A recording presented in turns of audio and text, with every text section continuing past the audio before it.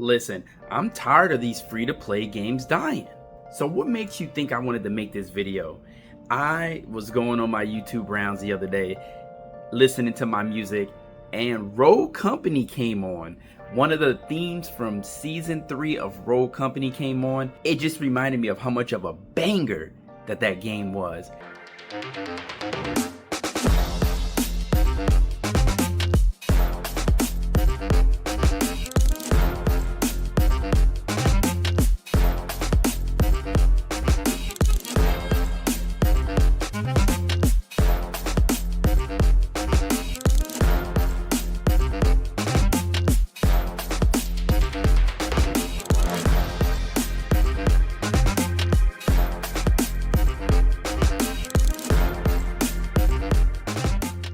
And it also got me to thinking, why did that game even die in the first place?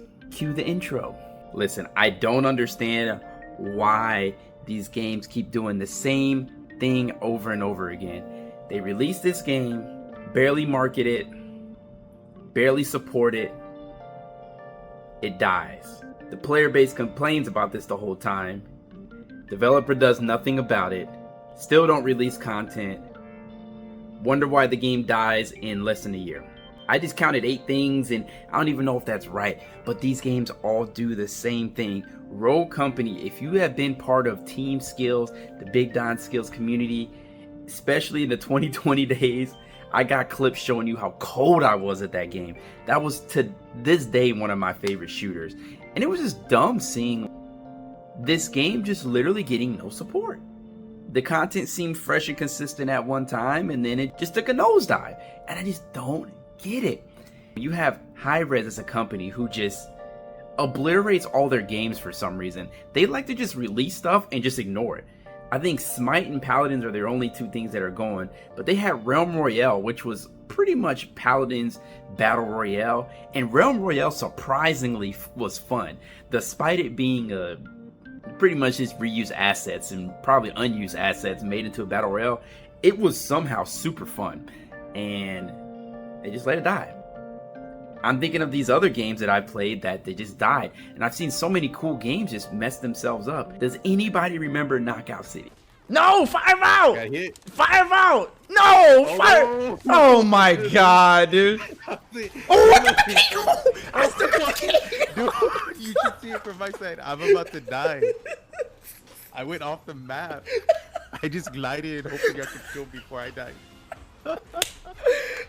Knockout City was cold. It was so fun. It was this dodgeball game where you were pretty much playing tag with dodgeball, and if you got hit 3 times, you would lose. They had these different team battle aspects. You could do super crazy like ball combos and stuff like that, and they even had a collaboration with Ninja Turtles.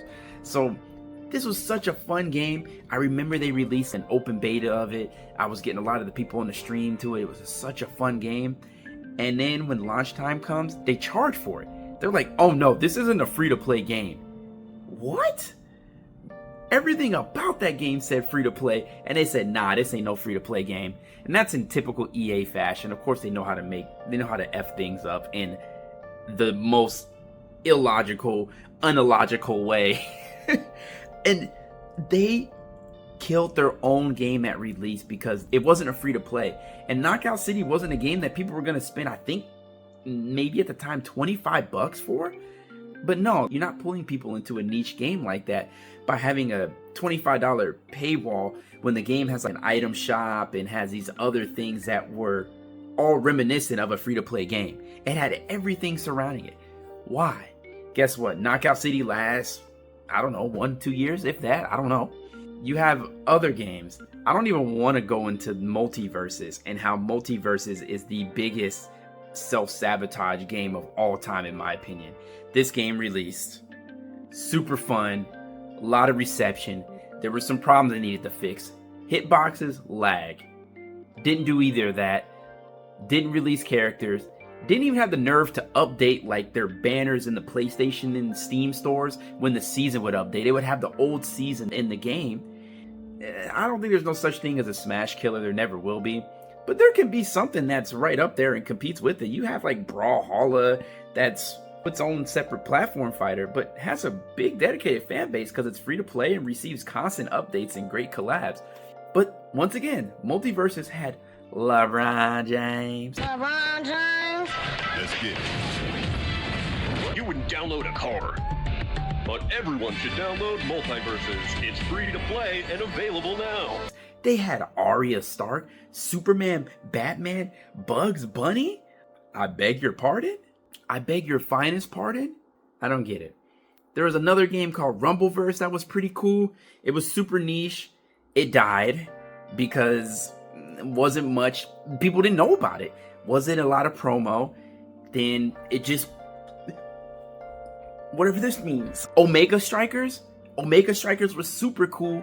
Really niche game. Now, in Omega Strikers' defense, it had a tall hill to climb because it was just kind of like this anime, hockey, ping pong type of game. That game had a lot of potential. That game would have been so much fun. They're not even... I think the servers are open, but they've abandoned that and they're moved on to their next game. So I really hate seeing these companies do this. What about the Ubisoft game, the shooter, the FPS game that was supposed to be the Call of Duty killer, and it just kept delaying, delays after delays after delays, and then the game comes out and the netcode's absolute dog, you know what. It's actually Shih Tzu, that's what it was. And then, guess what? Now that game's dead, and I can't even remember the name of it. I'll put it on the screen if I remember it. These games are doing it. I hope some of these new ones that are coming out, I know Fragpunk is a new game. I didn't really care for it, but it was well optimized and it runs well and it's accessible. I love that. I hope that game succeeds. You've got Splitgate 2. Splitgate 2 is a free-to-play game that I'm very excited about that I think is going to be really fun. Splitgate 1 was fun, but they kind of dropped the ball too, where they had so much of a rush of people, they couldn't even handle it. So that one's a little bit more unique of a situation, but it's just like these games really gotta do better. Let me know what you think about this oddness of these free-to-play games that are just throwing themselves off the cliff and not even giving themselves a chance. And I just don't understand. Do companies find it more profitable, even though they spend all this time and investment into a product, that if it's not performing to a certain standard, that they're automatically just gonna just cut it off at the head? I just don't see how even financially that's feasible when it's like, okay, do we cut our losses now or do we try and put an investment for it and at least recover back? Even a game, I know it's not free to play, but even a game like Battlefield 2042, which was the worst Battlefield launch ever, just didn't play right. They've taken the time over the couple years to fix it, and even though it's not the best Battlefield, they've made a lot of changes to it and they fixed a lot of issues with it. So at least they put the effort towards it, right? You had No Man's Sky that's done it, Rainbow Six Siege, some of these games that have put in that effort. Do that. You can change a lot of these games' trajectories. These folks just, I think they think money now. If it's not an instant success, it's a failure. I beg your pardon, Dr. Umar.